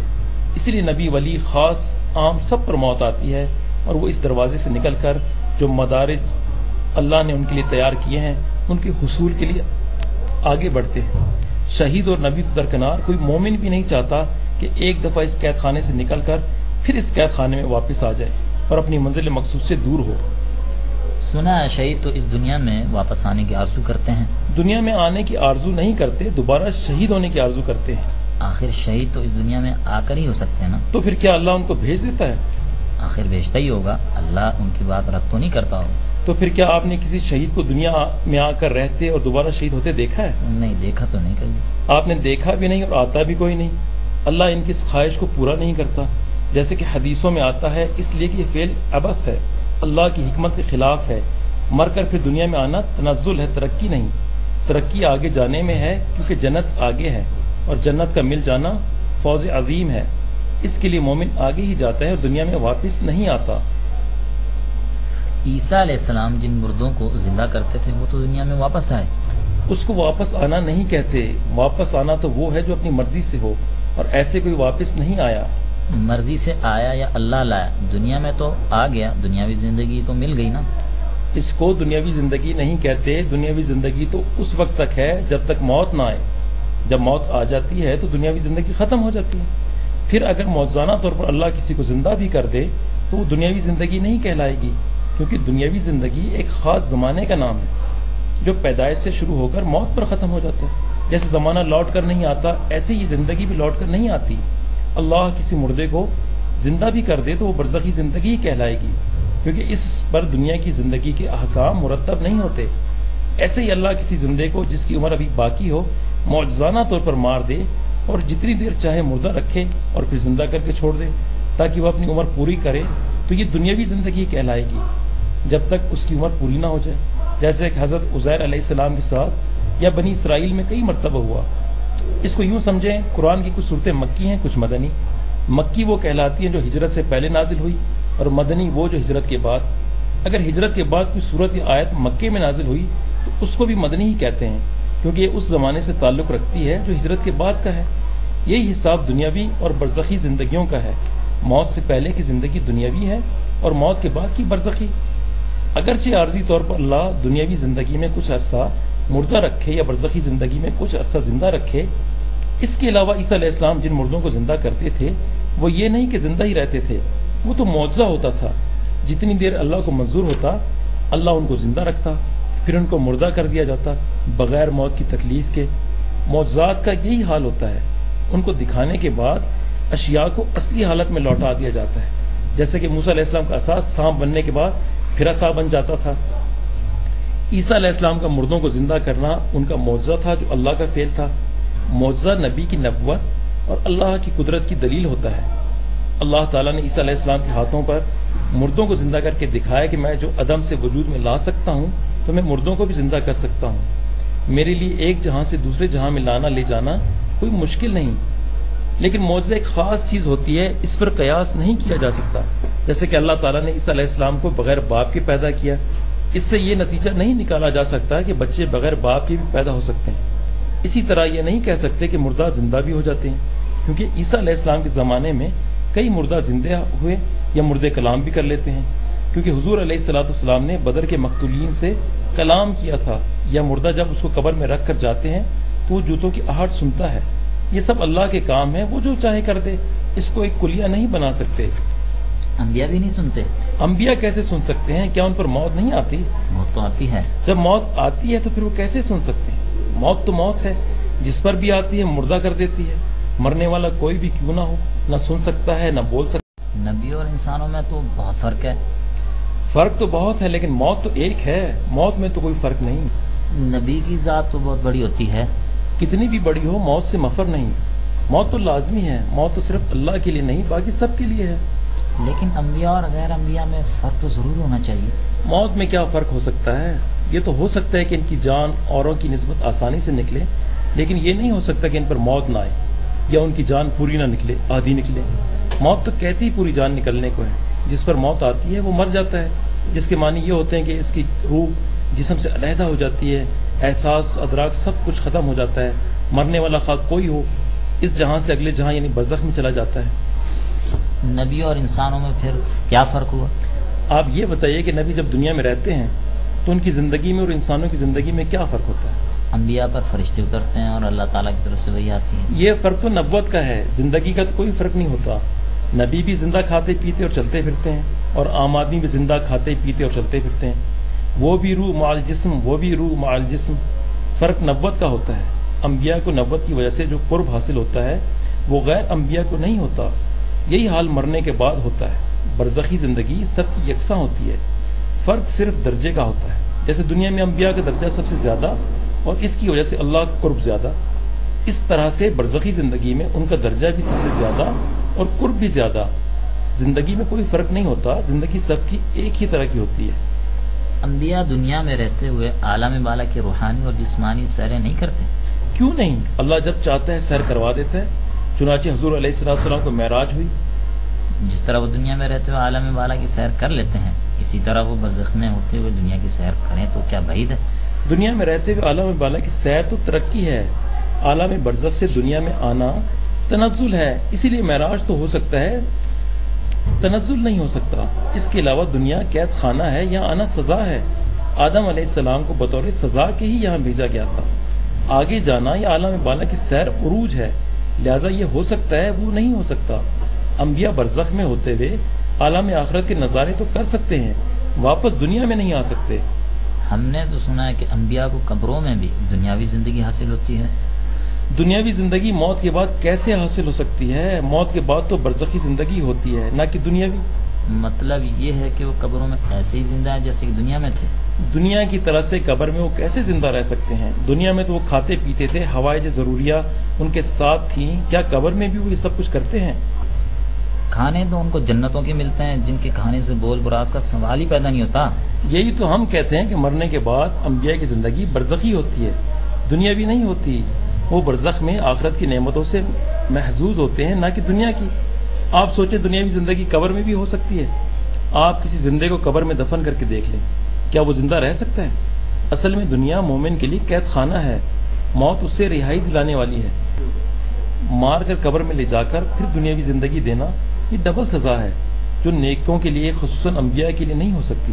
جب ایک عام مومن مرنے کے بعد کہتا ہے مجھے جلدی لے چلو, مجھے جلدی لے چلو, تو ایک نبی کو قبر میں دنیاوی زندگی کیسے پسند آ سکتی ہے؟ جب ایک شہید مرنے کے بعد اپنے رب کے پاس جا کر رزق کھاتا ہے اور اس کی زندگی وَلَکِن لَا تَشْعُرُونَ والی برزخی ہوتی ہے, تو پیغمبر کی زندگی دنیاوی کیسے ہو سکتی ہے؟ کیا خدا ان کو قبر میں زندہ نہیں رکھ سکتا؟ اللہ تو سب کچھ کر سکتا ہے, لیکن وہ لا یعنی کام کبھی نہیں کرتا. وہ حکیم ہے, اس کے سب کام حکمت کے ہوتے ہیں. اگر اللہ نے پیغمبروں کو زندہ ہی رکھنا ہو تو قبروں میں کیوں رکھے؟ باہر دنیا میں زندہ کیوں نہ رکھے؟ کوئی فائدہ تو ہو. آخر نبی کی قبر میں زندہ رکھنے سے فائدہ کیا ہوتا ہے کہ اسے وہاں زندہ رکھا جائے؟ نبی دنیا میں تبلیغ کے لیے آتے ہیں، جب تک وہ زندہ رہتے ہیں تبلیغ کرتے ہیں. قبر میں زندہ بھی ہوں اور کر بھی کچھ نہ سکیں، اس زندگی کا ان کو یا ان کی امتیوں کو کیا فائدہ؟ پر حضور صلی اللہ علیہ وسلم کے بارے میں تو سب کا یہی عقیدہ ہے کہ وہ قبر میں دنیا کی طرح زندہ ہیں. دنیاوی زندگی کوئی کمال ہے جو حضور علیہ الصلوۃ والسلام قبر میں بھی دنیا کی طرح زندہ ہوں؟ مرنے کے بعد تو برزخی زندگی ترقی ہے، اور یہی حضور علیہ الصلوۃ والسلام کو حاصل ہے. اور آپ کا یہ کہنا بھی غلط ہے کہ سب کا یہی عقیدہ ہے. صحابہ اور ائمہ میں سے کوئی اس عقیدے کا قائل نہیں تھا کہ نبی پاک علیہ الصلوۃ والسلام اپنی قبر میں زندہ ہیں. اگر صحابہ کو اس کا علم ہو جاتا تو وہ کبھی حضور علیہ الصلوۃ والسلام کو قبر میں نہ چھوڑتے، فوراً نکال لیتے. یہ تو آپ لوگ ہیں کہ حضور صلی اللہ علیہ وسلم کو قبر میں دنیا کی طرح سے زندہ بھی کہتے ہیں اور نکالتے بھی نہیں. آپ جو کہتے ہیں کہ حضور علیہ الصلوۃ والسلام قبر میں زندہ ہیں، تو کیا ان کو زندہ ہی دفن کر دیا گیا تھا؟ دفن تو مرنے کے بعد کیا گیا تھا. پھر وہ زندہ کب اور کیسے ہو گئے؟ جب ان کو قبر شریف میں اتار دیا گیا تو وہ زندہ ہو گئے. اگر ان کو باہر ہی رکھا جاتا، دفن نہ کیا جاتا، تو کیا پھر بھی وہ زندہ ہو جاتے؟ یا اگر اب نکال لیا جائے تو باہر آ کر وہ زندہ رہیں گے یا پھر مردہ ہو جائیں گے؟ اس بارے میں کیا کہہ سکتے ہیں، یہ تو اللہ تعالیٰ ہی بہتر جانتے ہیں. موت سے لے کر تدفین تک تقریباً 32 گھنٹے حضور علیہ الصلوۃ والسلام باہر رہے. اس عرصے میں آپ زندہ رہے یا مردہ؟ مردہ ہی رہے ہوں گے، کیونکہ آپ علیہ السلام کو جب دفن کیا گیا تو مردہ ہی تھے. جب آپ اس عرصے میں مردہ ہی رہے تو آپ باہر آ کر پھر زندہ کیسے ہو جائیں گے؟ آپ سوچیں، کیا اس زندگی کو دنیاوی زندگی کہیں گے کہ باہر ہوں تو مردہ، قبر میں جائیں تو زندہ؟ آپ کا یہ کہنا بھی بالکل غلط ہے کہ آپ صلی اللہ علیہ وسلم قبر میں جا کر زندہ ہو گئے اور اب بھی زندہ ہیں. کیونکہ ولید بن عبد الملک کے زمانے میں، جیسے کہ بخاری شریف میں ہے، جب حجرے کی دیوار گر گئی تو ایک قدم ننگا ہو گیا. اکثر کا خیال تھا کہ یہ قدم رسول اللہ علیہ وسلم کا ہے، لیکن حضرت عروہ رضی اللہ تعالیٰ عنہ نے کہا کہ یہ قدم حضرت عمر رضی اللہ تعالیٰ عنہ کا ہے. اس وقت وہ تینوں پیارے اسی طرح پڑے تھے جیسے دفن کیے گئے تھے. دنیاوی زندگی کا کوئی اثر نظر نہیں آتا تھا. اگر اس وقت بھی دنیاوی زندگی کے کچھ آثار نظر آتے تو پہلی صدی تھی وہ لوگ ضرور باہر نکال لیتے. معلوم ہوا کہ خیر القرون میں یہ عقیدہ نہیں تھا کہ حضور علیہ الصلوۃ والسلام قبر میں زندہ ہیں. وہ لوگ تو حضور علیہ الصلوۃ والسلام کی برزخی زندگی کے ہی قائل تھے. آپ لوگ جو یہ کہتے ہیں کہ حضور علیہ الصلوۃ والسلام قبر میں زندہ ہیں، تو آپ کو اتنے عرصے کے بعد اس کا پتہ کیسے لگ گیا؟ حضور صلی اللہ علیہ وسلم کی ہی تو حدیث ہے کہ نبی زندہ ہوتے ہیں اور رزق کھاتے ہیں. اللہ کے بندے، اس کا مطلب یہ تو نہیں کہ نبی قبر میں جا کر زندہ ہو جاتے ہیں اور زندگی دنیاوی ہوتی ہے. حدیث کا مطلب تو یہ ہے کہ وہ اپنے رب کے پاس زندہ ہیں اور رزق کھاتے ہیں. زندگی ان کی برزخی ہے، جیسا کہ قرآن مجید شہداء کے بارے میں بتاتا ہے، بل احیاء عند ربہم یرزقون. تو جب شہداء اپنے رب کے پاس زندہ ہیں اور رزق کھاتے ہیں، تو انبیاء جو شہید گر ہوتے ہیں ان کی زندگی دنیاوی کیسے ہو سکتی ہے؟ کیا دنیاوی زندگی برزخی زندگی سے اعلیٰ ہوتی ہے یا انبیاء شہداء سے ادنا ہوتے ہیں کہ شہداء تو مرنے کے بعد اللہ کے پاس برزخی زندگی میں ہوں اور انبیاء دنیاوی زندگی میں؟ اگر حضور علیہ السلام قبر میں زندہ نہیں تو سلام کیسے سن لیتے ہیں؟ وہ سلام سنتے نہیں، انہیں فرشتوں کے ذریعے سلام پہنچایا جاتا ہے. حدیث میں تو آتا ہے کہ حضور علیہ السلام نے فرمایا، جو میری قبر پر آ کر سلام پڑھتا ہے میں اس کا سلام خود سنتا ہوں. آپ کہتے ہیں وہ سنتے نہیں. کیا آپ اس حدیث کو نہیں مانتے؟ آپ اس حدیث کو مانتے ہیں؟ کیوں نہیں؟ اس حدیث میں تو یہ بھی ہے کہ حضور علیہ الصلوۃ والسلام قبر پر سلام سنتے ہیں، دور کا نہیں سنتے. پھر آپ اپنے گھروں اور مسجدوں میں بیٹھتے ہی الصلوۃ والسلام علیک یا رسول اللہ کیوں پکارتے ہیں؟ آپ بھی تو تشہد میں السلام علیک ایھا النبی کہتے ہیں. کیا اس وقت حضور علیہ السلام آپ کا سلام سنتے ہیں؟ ہمارے نزدیک تو وہ کسی وقت بھی نہیں سنتے. نہ سنانے کے لیے ہم السلام علیک ایھا النبی کہتے ہیں. ہم تو اسے بطور حکایت کے پڑھتے ہیں، جیسے کہ قرآن پڑھتے ہیں اور اس میں یا ایھا الذین آمنوا، اے ایمان والو بھی آ جاتا ہے، جس سے ہماری مراد مومنوں کو بلانا یا سنانا نہیں ہوتی بلکہ صرف تلاوت قرآن ہوتی ہے. اسی طرح سے تشہد ہے، اس کو پڑھتے ہوئے بھی السلام علیک ایھا النبی آ جاتا ہے، اور اس سے ہمارا مقصد حضور علیہ الصلوۃ والسلام کو پکار کر سلام کہنا نہیں ہوتا بلکہ صرف تشہد پڑھنا ہوتا ہے، جس میں حکایتاً سلام بھی آ جاتا ہے.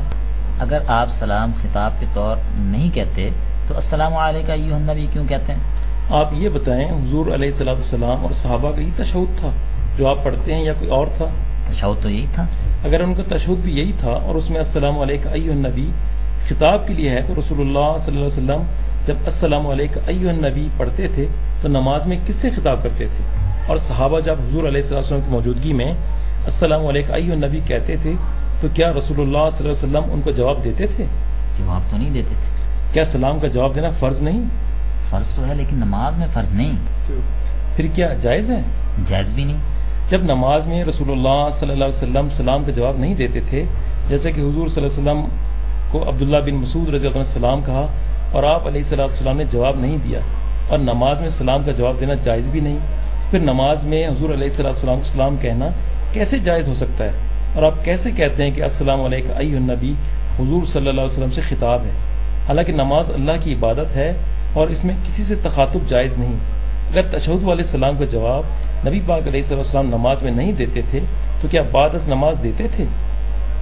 کبھی سنا تو نہیں کہ آپ نے نماز کے بعد کبھی جواب دیا ہو. جس سلام کو نبی پاک علیہ السلام زندگی میں نہ سنتے تھے، نہ سن کر جواب دیتے تھے، تو اب جب کہ حضور علیہ السلام فوت ہو چکے ہیں، یہ کہنا کہ آپ علیہ السلام سنتے ہیں اور سن کر جواب دیتے ہیں کس قدر غلط ہے؟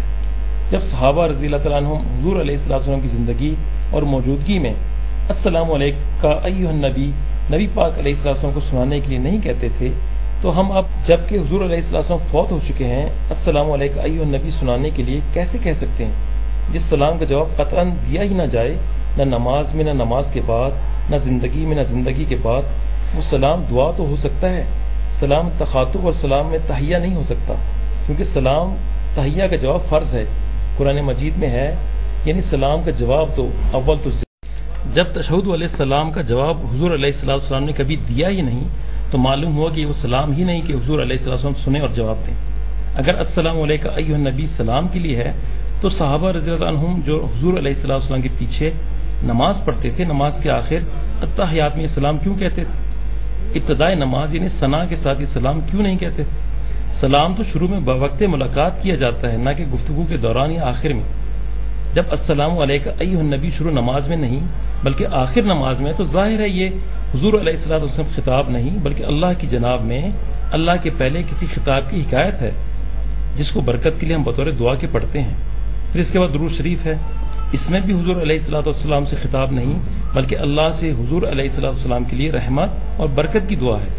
پھر نمازی کی اپنے لیے دعا ہے جس پر نماز کا اختتام ہے، اور یہ ترتیب بڑی معقول اور تعلیم نبوی کے عین مطابق ہے، کیونکہ سب سے پہلے وَدْعُوهُ مخلصین لہ الدین کے تحت التحیات پڑھی جاتی ہے، جس کا منشا اظہار اخلاص دین ہے کہ میری سب عبادتیں اللہ ہی کے لیے ہیں، میں مشرک بالکل نہیں. اس کے بعد رسول اللہ صلی اللہ علیہ وسلم کے لیے دعا ہے کیونکہ ان کا حق مقدم ہے، وہ بڑے محسن ہیں. پھر نمازی اپنے لیے دعا کرتا ہے اور اس پر نماز کو ختم کر دیتا ہے. اس تشریح سے ثابت ہوا کہ ہم السلام علیکم ایھا النبی نہ حضور علیہ السلام کو سنانے کے لیے کہتے ہیں اور نہ وہ سنتے ہیں، لہٰذا آپ کا الصلاۃ والسلام علیک یا رسول اللہ کہنے کے لیے السلام علیکم ایھا النبی سے استدلال کرنا صحیح نہیں. جب عام مردوں کو السلام علیکم یا اہل القبور کہہ سکتے ہیں تو حضور صلی اللہ علیہ وسلم کا الصلاۃ والسلام علیک یا رسول اللہ کیوں نہیں کہہ سکتے؟ السلام علیکم یا اہل القبور تو قبرستان میں جا کر کہتے ہیں، نہ کہ گھر بیٹھے. آپ ہی بتائیں، گھر سے ہی مردوں کو السلام علیکم یا اہل القبور کہنا ٹھیک ہے؟ السلام علیکم یا اہل القبور تو قبرستان میں جا کر ہی کہا جاتا ہے. تو پھر آپ الصلاۃ والسلام علیک یا رسول اللہ گھر بیٹھے کیوں کہتے ہیں؟ حضور صلی اللہ علیہ وسلم میں اور عام مردوں میں تو بہت فرق ہے. عام مردوں میں تو اتنی طاقت نہیں کہ وہ ہر جگہ سے سن لیں. حضور صلی اللہ علیہ وسلم تو ہر جگہ سے سن لیتے ہیں، بلکہ وہ تو حاضر ناظر ہیں. پھر ثابت ہو گیا نا کہ جس حدیث کو آپ پیش کرتے ہیں اس کو آپ نہیں مانتے. اس حدیث میں تو صاف ہے کہ قبر کا سلام تو میں سن لیتا ہوں اور دور کا مجھے پہنچایا جاتا ہے، یعنی دور کا میں نہیں سنتا. جب حضور علیہ السلام دور کا سلام نہیں سن سکتے تو گھر بیٹھے الصلاۃ والسلام علیک یا رسول اللہ کہنا یا ان کو حاضر ناظر سمجھنا کیسے صحیح ہو سکتا ہے؟ آپ بھی تو اس حدیث کو نہیں مانتے. اس میں صاف ہے کہ جو میری قبر پر اگر سلام کہتا ہے میں اسے سنتا ہوں، آپ کہتے ہیں وہ نہیں سنتے. ہم تو اس کو حدیث ہی نہیں مانتے کیونکہ یہ صحیح نہیں. ہم آپ کی طرح سے نہیں کہ آدھی جو مطلب کی ہے اسے مان لیں اور آدھی جو خلاف پڑتی ہے اسے چھوڑ دیں. اگر آپ اس حدیث کو نہیں مانتے تو پھر حضور صلی اللہ علیہ وسلم کی قبر پر جا کر الصلاۃ والسلام علیک یا رسول اللہ کیوں کہتے ہیں؟ جیسے قبرستان میں السلام علیکم یا اہل القبور عام مردوں کو کہہ سکتے ہیں، اسی طرح حضور صلی اللہ علیہ وسلم کو قبر پر جا کر الصلاۃ والسلام علیک یا رسول اللہ بھی کہہ سکتے ہیں. جب حضور صلی اللہ علیہ وسلم کی قبر پر جا کر الصلاۃ والسلام علیک یا رسول اللہ کہا جاتا ہے تو اس کا مطلب ہے کہ وہ سنتے ہیں.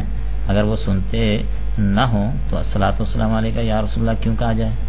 الصلاۃ والسلام علیک یا رسول اللہ حضور صلی اللہ علیہ وسلم کو سنانے کے لیے نہیں کہا جاتا، نہ ہی السلام علیکم یا اہل القبور عام مردوں کو سنانے کے لیے کہا جاتا ہے۔ سنتے نہ عام مردے ہیں نہ رسول اللہ صلی اللہ علیہ وسلم۔ پھر انہیں پکار کر سلام کیوں کہا جاتا ہے؟ پکار کا سلام ان کو سنانے کے لیے نہیں کیا جاتا، بلکہ اپنے دل کو متوجہ اور نرم کرنے کے لیے کیا جاتا ہے۔ ہم ان کو زندہ فرض کر کے سلام و دعا کہتے ہیں تاکہ دل حاضر ہو۔ فوت شدہ کو مخاطب کر کے سلام کہنا ایسا ہی ہے جیسے کوئی اپنے فوت شدہ عزیز کی لاش سے باتیں کرے۔ بیٹا مر جاتا ہے تو باپ اسے کہتا ہے، بیٹے مجھے تم اکیلا چھوڑ گئے، اب میں کسے بیٹا کہوں گا، تم ہی تو میرے بڑھاپے کا سہارا تھے، وغیرہ وغیرہ۔ حالانکہ باپ کو یقین ہوتا ہے کہ بیٹا میری کوئی بات نہیں سنتا، لیکن پھر بھی وہ اسے مخاطب کر کے اپنے دل کی بھڑاس نکالتا ہے۔ اسی لیے حکم ہے کہ ہم بھی فوت شدگان کو خطاب کے صیغے سے زندوں کی طرح سلام دعا دیں، تاکہ دل پر ان کی یاد کا اثر ہو۔ ان کا ادب و احترام بھی زندوں کی طرح کریں۔ ان کو غسل دیں تو آرام سے رکھیں یا اٹھائیں تو احترام سے۔ اسی لیے حضور علیہ السلام نے فرمایا، یعنی مردے کی ہڈی توڑنا زندے کی ہڈی توڑنے کے مترادف ہے۔ مردے اگرچہ مردے ہیں، جیسے کہ مشاہدہ ہے، نہ سنتے ہیں اور نہ کچھ اور کر سکتے ہیں، لیکن ان کے ساتھ سلوک ایسا کرنے کا حکم ہے گویا وہ زندہ ہیں۔ اس میں ان کا ادب و احترام بھی ہے اور ہمارے لیے رقت قلب کا سامان بھی۔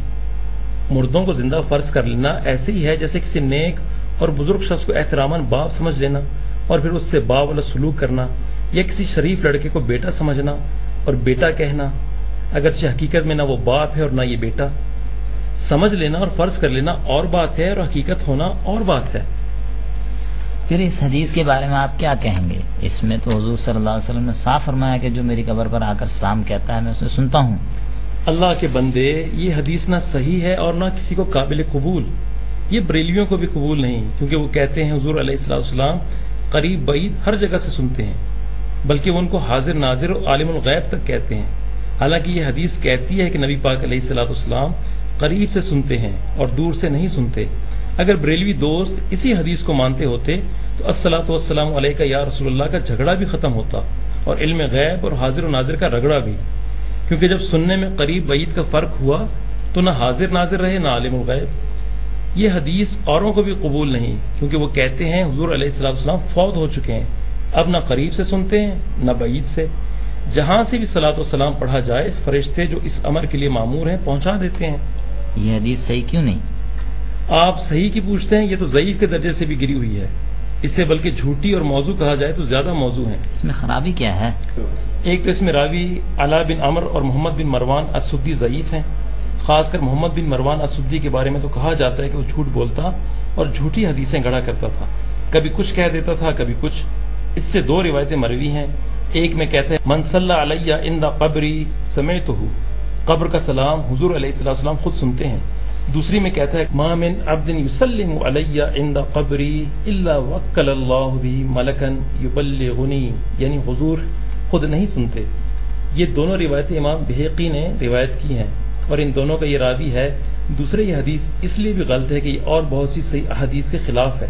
چنانچہ ایک حدیث ابو داود اور مسند احمد میں حضرت ابو ہریرہ رضی اللہ عنہ سے مروی ہے، جس کے الفاظ یہ ہیں لا تجعلوا بیوتکم قبورا ولا تجعلوا قبری عیدا وصلوا علی فإن صلاتکم تبلغنی حیث کنتم، یعنی اپنے گھروں کو قبریں نہ بناؤ، ان میں نوافل پڑھا کرو اور میری قبر پر اکٹھ نہ کرو، نہ صلاۃ و سلام کے لیے نہ عرسوں میلوں کے لیے، اور مجھ پر درود پڑھا کرو، کیونکہ تمہارا درود مجھے پہنچا دیا جاتا ہے جہاں کہیں بھی تم ہو، قبر کے قریب ہو یا دور۔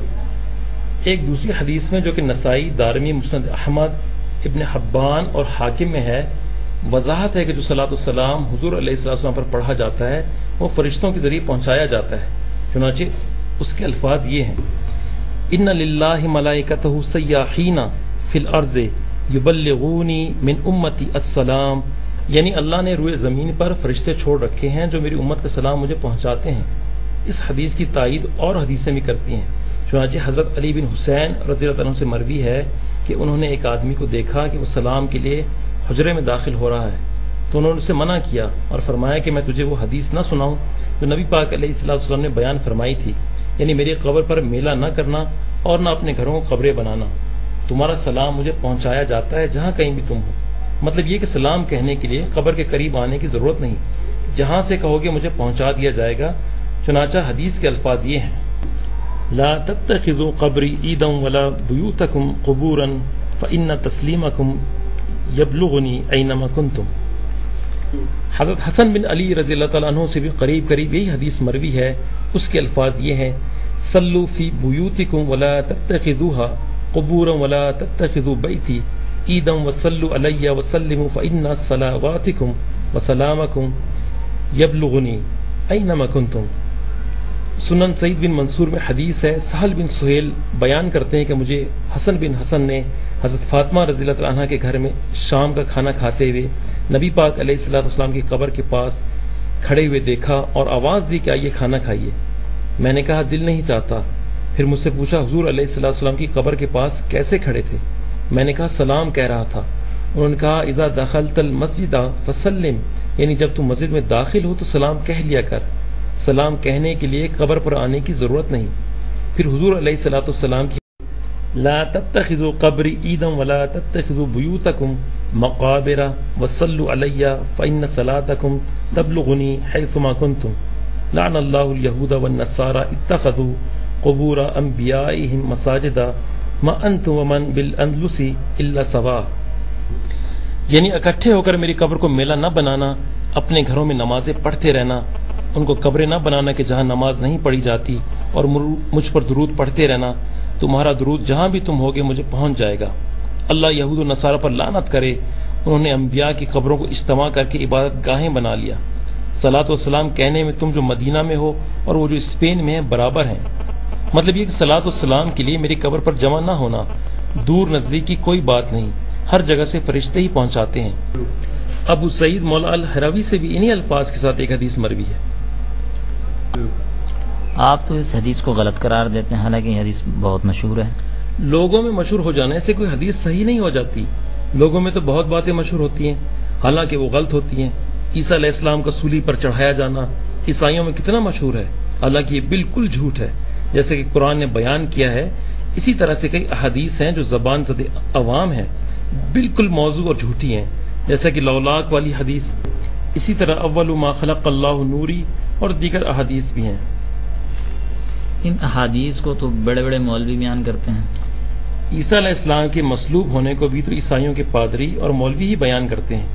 کیا ان کے بیان کرنے سے یہ بات صحیح ہو جائے گی کہ عیسیٰ علیہ السلام سولی چڑھائے گئے؟ اصل میں جب جہالت کا دورہ ہوتا ہے تو عوام کے مولوی بھی ویسے ہی ہو جاتے ہیں جیسے عوام ہوتے ہیں. جیسے جاہل عیسائی تھے ویسے ان کے مولوی بن گئے، جو عوام کہتے تھے وہی وہ کہنے لگ گئے. کسی قوم کو زوال آتا ہی اس وقت ہے جبکہ عوام کے ساتھ ان کے علماء بھی جاہل اور مقلد ہو جاتے ہیں. تحقیق کا مادہ ان میں نہیں رہتا، لکیر کے فقیر بن کر رہ جاتے ہیں.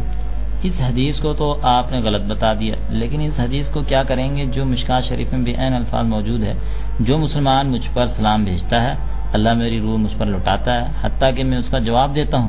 اس حدیث میں صراحت ہے کہ حضور صلی اللہ علیہ وسلم ہر سلام کہنے والے کو جواب دیتے ہیں. ظاہر ہے کہ سن کر ہی جواب دیتے ہوں گے نا، جس سے آپ صلی اللہ علیہ وسلم کا زندہ ہونا ثابت ہوتا ہے. اس سے حضور علیہ السلام کو قبر میں زندہ ہونا یا سلام سننا کیسے ثابت ہو گیا؟ بلکہ اس سے تو یہ ثابت ہوا کہ آپ قبر میں زندہ نہیں، ورنہ جواب کے وقت جسم میں روح لوٹانے کے کیا معنی؟ کیا زندے کے جسم میں بھی روح لوٹائی جاتی ہے؟ سلام تو ہر وقت کوئی نہ کوئی بھیجتا ہی رہتا ہے، ہر وقت آپ جواب دیتے رہتے ہیں، اس لیے روح ہر وقت آپ کے جسم میں ہی رہتی ہے، جس سے زندگی ثابت ہوتی ہے. جب زندگی ثابت ہو گئی تو سننا بھی ثابت ہو گیا. جب روح ہر وقت جسم اطہر میں رہتی ہے تو پھر جواب کے وقت روح لوٹانے کے کیا معنی؟ حدیث تو روح لوٹائے جانے کی تصریح کر رہی ہے اور آپ کہتے ہیں وہ ہر وقت جسم میں رہتی ہے اور اس سے دنیاوی زندگی ثابت ہوتی ہے. یہ تو آپ بتائیے کہ فوت ہونے کے بعد آپ علیہ الصلوۃ والسلام کا جسم میں اطہر جو 32 گھنٹے تک باہر رہا، اس اثناء کے سلاموں کا جواب دینے کے لیے روح آپ کے جسم میں لوٹائی گئی اور آپ زندہ ہوئے، یا اس عرصے میں صلاۃ والسلام ہی کسی نے نہیں پڑھا کہ جواب دینے کی نوبت آتی اور روح لوٹائی جاتی؟ اور اس عرصے میں بھی آپ علیہ الصلوۃ والسلام کو دنیا والی کوئی مصروفیت نہ تھی. کیا اس عرصے میں آپ علیہ الصلوۃ والسلام نے لوگوں کے سلاموں کا جواب سن کر جواب دیا؟ اگر جواب دیا تو کیا آپ علیہ الصلوۃ والسلام کی روح لوٹائی گئی تھی اور آپ زندہ ہو گئے تھے؟ اور آپ علیہ الصلوۃ والسلام زندوں کی طرح سلام سن کر جواب دیے، تو صحابہ رضی اللہ تعالیٰ عنہم نے آپ کو زندہ دیکھ کر پھر دفن کیسے کر دیا؟ اگر آپ صلی اللہ علیہ وسلم اس اثناء میں زندہ ہی نہیں ہوتے تھے تو اس کی کیا وجہ؟ کیا اس وقت روئے زمین پر کوئی سلام کہنے والا ہی نہیں تھا؟ یا ان کو سلام کہنے سے روک دیا گیا تھا، یا اس عرصے کے سلاموں کا جواب دینے کے لیے روح ہی نہیں لوٹائی گئی اور آپ صلی اللہ علیہ وسلم زندہ نہیں ہوئے؟ تو یہی ہم کہتے ہیں کہ موت کے بعد برزخ میں روح لوٹانے سے آدمی زندہ نہیں ہوتا، اور اگر روح لوٹائی نہیں گئی، حالانکہ اس اثنا میں یقیناً بہت سے سلام پڑھے گئے ہوں گے، تو پھر ان سلاموں کا کیا بنا؟ کیا ان کا جواب دیا ہی نہیں گیا؟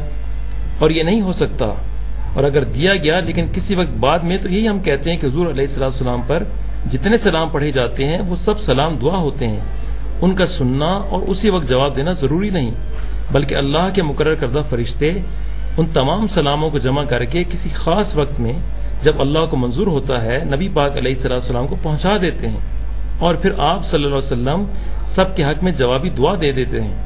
اور یہی اس حدیث کا مطلب ہے۔ اس حدیث سے ہرگز یہ مراد نہیں کہ جو ہی کسی نے سلام پڑھا آپ نے سن کر فوراً جواب دیا، گویا کہ آپ ہر وقت سلاموں کے جواب کے انتظار میں ہی رہتے ہیں، اور سلاموں کے جواب دینے کے سوا آپ علیہ السلام کا کوئی کام نہیں۔ نہ حدیث کے یہ الفاظ ہے اور نہ حدیث کی یہ مراد ہو سکتی ہے، کیونکہ بہت سی صحیح احادیث میں صراحتاً یہ آ چکا ہے کہ سلام فرشتے پہنچاتے ہیں، خواہ کوئی دور پڑھے یا قریب، آپ کو سننے اور فوراً جواب دینے کی تکلیف نہیں دی جاتی۔ اگر آپ سلام نہیں سنتے تو روح کس لیے لوٹائی جاتی ہے؟ روح تو جواب دینے کے لیے لوٹائی جاتی ہے، نہ کہ سلام سننے کے لیے، اور جواب کبھی بھی دیا جا سکتا ہے، کیونکہ وہ سلام تحیہ نہیں ہوتا کہ جس کا سن کر فوراً جواب دیا جائے، وہ تو سلام دعا ہوتا ہے۔ جیسا کہ خط میں اپنے کسی دوست کو السلام علیکم لکھا جاتا ہے، اور پھر جب اسے خط پہنچتا ہے تو وہ سلام کا جواب دے دیتا ہے۔ روح تو لوٹائی جاتی ہے، خواہ جواب دینے کے لیے ہی صحیح، اس کو تو آپ مانتے ہیں؟ اس کو تو ہم مانتے ہیں، جو آ گیا اس کو کیسے نہ مانے، لیکن اس کی کیفیت اور تاثیر کو ہم نہیں جانتے، کیونکہ عالم برزخ کا معاملہ ہے۔ عالم دنیا میں رہتے ہوئے عالم برزخ کی کیفیات اور حالات کو جاننا اور سمجھنا انسانی ادراک سے۔ جب روح لٹائی گئی تو زندگی تو آ گئی، کیونکہ زندگی عبارت ہے روح اور جسم کی اتصال سے۔ جب روح جسم میں آ گئی تو زندہ تو ہو گئے۔ بھائی یہ اتصال و انفصال برزخی ہے جس کی کیفیت کو ہم نہیں سمجھ سکتے، لیکن یہ یقینی بات ہے کہ برزخ میں روح لوٹائے جانے سے مردہ زندہ نہیں ہوتا، بلکہ مردہ ہی رہتا ہے، اور زندگی برزخی ہی رہتی ہے۔ برزخ میں بھی دنیا کی طرف سے روح کا تعلق جسم سے بڑھتا گھٹتا رہتا ہے، جیسے دنیاوی زندگی میں سونے اور جاگنے میں اس تعلق کی کمی بیشی ہوتی ہے، اسی طرح برزخی زندگی میں بھی تغیرات ہوتے رہتے ہیں۔ بیداری کی حالت میں روح پوری طرح سے جسم میں ہوتی ہے اور آدمی کے پورے ہوش و حواس قائم ہوتے ہیں۔ نیند کی حالت میں روح بہت حد تک جسم سے نکل جاتی ہے، لیکن مضبوط تعلق باقی رہتا ہے، جس سے نفس چلتی اور انسانی مشینری کام کرتی رہتی ہے اور آدمی زندہ رہتا ہے۔ اگرچہ اس کے ہوش و حواس قائم نہیں ہوتے، نیند کی حالت میں آدمی موت یعنی برزخی زندگی کے بہت قریب ہوتا ہے، اگرچہ مرتا نہیں، رہتا زندہ ہی ہے۔ اسی طرح برزخ میں بھی جب روح لوٹائی جاتی ہے تو آدمی زندہ ہونے کے قریب ہوتا ہے، لیکن زندہ نہیں ہوتا، مردہ ہی رہتا ہے، اور اس عالم دنیا سے بالکل بے خبر اور زندگی برزخی ہی رہتی ہے۔ روح بدن میں ایک دفعہ داخل ہو جانے کے بعد لا تعلق کبھی نہیں ہوتی۔ زندگی میں یہ روح بدن کے اندر رہتی ہے، مرنے کے بعد اگرچہ بالکل نکل جاتی ہے لیکن تعلق ضرور رہتا ہے، کبھی کم کبھی زیادہ۔ برزخ میں روح کو لوٹایا جانا بھی اسی تعلق کی زیادتی کی ہی ایک صورت ہے، لیکن اس سے دنیاوی زندگی نہیں آتی کہ عالم دنیا کا شعور ہو۔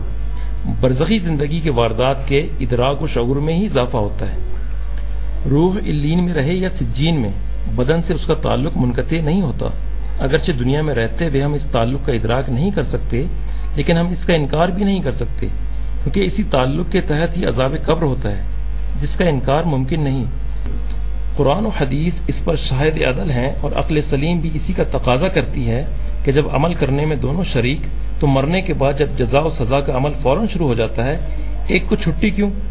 برزخ اور آخرت دونوں میں روح اور جسم دونوں شریک رہتے ہیں، اگرچہ جسم ذرات کی شکل میں ہو جائے۔ عذاب قبر کی بھی آپ نے خوب کہی، یہ مسئلہ بڑا نازک ہے، کوئی اسے مانتا ہے کوئی نہیں۔ نہ ماننا تو بہت خطرناک ہے، کیونکہ یہ عقیدے کی بات ہے، اور عقیدہ بھی اجماعی جو قرآن و حدیث سے ثابت ہے۔ نہ ماننے والے یا تو وہ ہیں جن کا اپنی عقل پر ایمان زیادہ ہے اور قرآن و حدیث پر کم، یا وہ جو عقیدے مردے سنتے ہیں کہ رد عمل کا شکار ہیں۔